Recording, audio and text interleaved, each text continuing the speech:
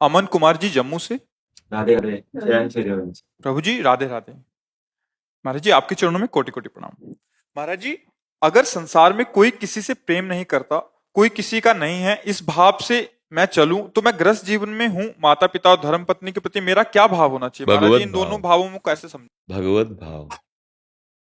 कोई किसी का नहीं है, तात्पर्य बाहरी व्यवहार से। जैसे कहा गया ब्रह्म सत्यम जगन मिथ्या, तो मिथ्या का तात्पर्य इन शरीर राग से है।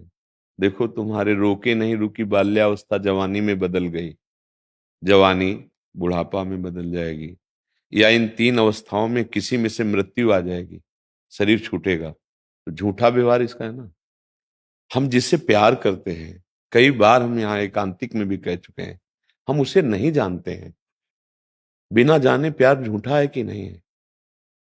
बिनु जाने न होए प्रतीति, बिनु प्रतीत होए नहीं प्रीति।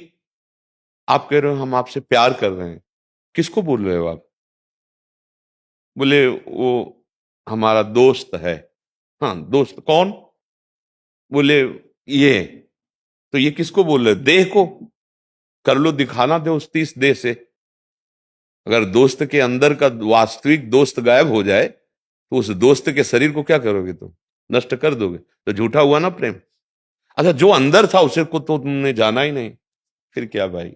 इसीलिए हम कहते हैं कि जो वास्तविक प्यार करने योग्य हैं वो प्रभु है, वही सबके हृदय में है, बिना उनके इसकी सत्ता नहीं है। उसको मान के प्यार करो तो बहुत बढ़िया प्यार होगा। मानो जैसे पत्नी है, मेरे भगवान इस रूप में मेरे जीवन साथी बनकर आए, कितना बढ़िया प्यार हो जाएगा। अब वो थोड़ा कड़ुआ व्यवहार भी करेगी तो हम सह जाएंगे। और पति, ये मेरे भगवान इस रूप में आए, भगवान मेरे पुत्र रूप में आए, भगवान अतिथि रूप में आए, भगवान मित्र रूप में आए। ये भाव रखने का विषय है।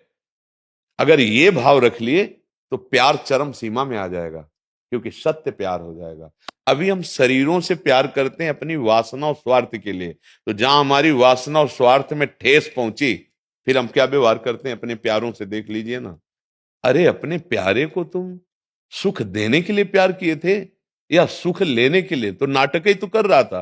प्यार का स्वरूप होता है अपने प्यारे को सुख देना। सुख लेना प्यार नहीं होता, उसे वासना कहते हैं, काम कहते हैं, राग कहते हैं, मोह कहते हैं। तो मोह, राग, काम, वासना ये झूठा है, असत है। नासतो विद्यते भाव, इनकी सत्ता ही नहीं है। आगमा पाइनो अनित्यास्तास्तितिक्षस्व भारत, ये आने जाने वाले विकार हैं, प्यार नहीं है।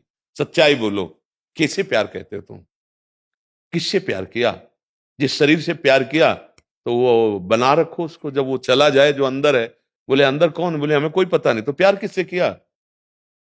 बस यही प्रश्न अगर दिमाग में रख ले तो प्यार श्री कृष्ण से किया। उन्हीं को राम कहते हैं, उन्हीं को कृष्ण कहते हैं, उन्हीं को हरि कहते हैं, उन्हीं को माँ कहते हैं, उन्हीं को पिता कहते हैं। चाहे जो भाव रख ले, वो एक ही तत्व है। तुम्हें वो माता च पिता तुम्हें हो, तुम्हें वो बंधुश्च सखा तुम्हें हो, तुम्हें वो विद्या द्रविणं तुम्हें हो, तुम्हें वो सर्वम मम देव देव। तो सर्वम वही विराजमान है भैया। और इतना प्यार होता है, फिर आप आए हो, मेरे प्रभु आए अंदर से, आपको देखकर हमें सुख मिल रहा है, आपसे बात करके आपकी हम पूजा कर रहे हैं। आप जो प्रश्न कर रहे हैं उसका उत्तर देकर हम आपका आदर कर रहे हैं, आपकी पूजा कर रहे हैं। मेरे प्रभु इस रूप में आए और मुझे बोलने का सौभाग्य दे रहे हैं। बस बात इतनी है। मैं पति, तू पत्नी है। अब वो चल गया, दूसरा रूप चल। मेरे प्रभु देखो, अभी गृहस्थी कैसे फूल जैसी हो जाएगी और आनंद ही आनंद, क्योंकि आपका लक्ष्य बन गया सुख देना। तो हमें कभी दुख नहीं मिल सकता। हमें दुख तब पहुंचता है जब हम सोचते कि हमने आपको इतना प्यार किया, और आप इतना नहीं कर सकते। मतलब सुख की लालसा ही हमें दुख देती है, अन्यथा दुख नाम की कोई चीज नहीं है। जीतने की लालसा ही हार का दुख देती है, सुख की लालसा ही हमें दुख देती है, जीने की आशा ही मरने से भयभीत कर देती है। बात समझना है, ये द्वंद्व है। द्वंद्व से जो मुक्त हो गया वही मानव जीवन का लाभ प्राप्त किया, अन्यथा नहीं। समझ पा रहे आप?